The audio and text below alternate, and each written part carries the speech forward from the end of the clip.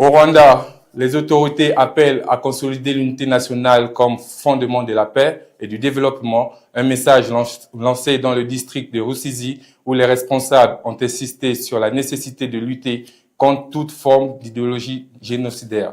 La suite dans ce reportage avec Riki Kaijuka. Le ministre de l'Unité des Rwandais et de l'Engagement civique, Dr Jean-Damascène Bizimana, appelle les citoyens à renforcer davantage leur unité. Selon lui, l'unité nationale constitue le pilier essentiel pour garantir une paix durable et un développement solide du pays durant les périodes de commémoration. Présent dans le district de Rusizi, il a rappelé l'importance de préserver les acquis en matière de cohésion sociale. À Bugarama, après la mort de Buchana, les Tutsis ont commencé à être attachés dans leur maison.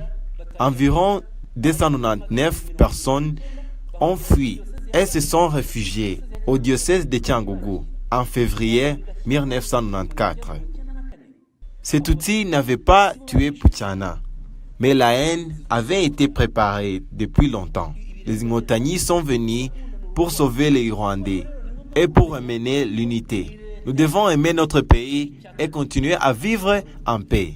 Les enseignants doivent apprendre cela aux enfants à l'école pour que le pays ne retourne jamais en arrière et que les enfants grandissent avec cette vision.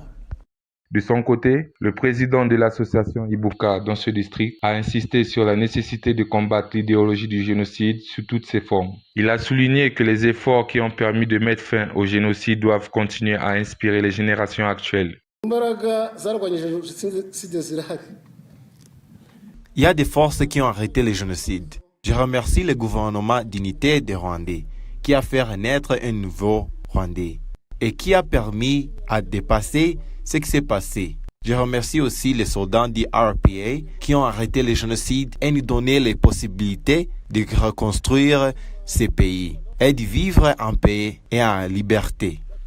Le ministre a également rappelé le rôle historique du Fonds patriotique rwandais dans la restauration de l'unité nationale. Il a appelé chaque citoyen à s'approprier cette responsabilité et à œuvrer activement pour la cohésion sociale. Par ailleurs, il a encouragé les Rwandais à se souvenir de leur histoire dans un esprit constructif, sans nourrir la haine, mais plutôt en renforçant l'amour de la patrie. Au terme de cette rencontre, un message fort a été adressé à la population. Continuer à promouvoir l'unité, la solidarité et le respect mutuel. Un engagement collectif jugé essentiel pour bâtir un Rwanda stable, pacifique et tourné vers un développement durable.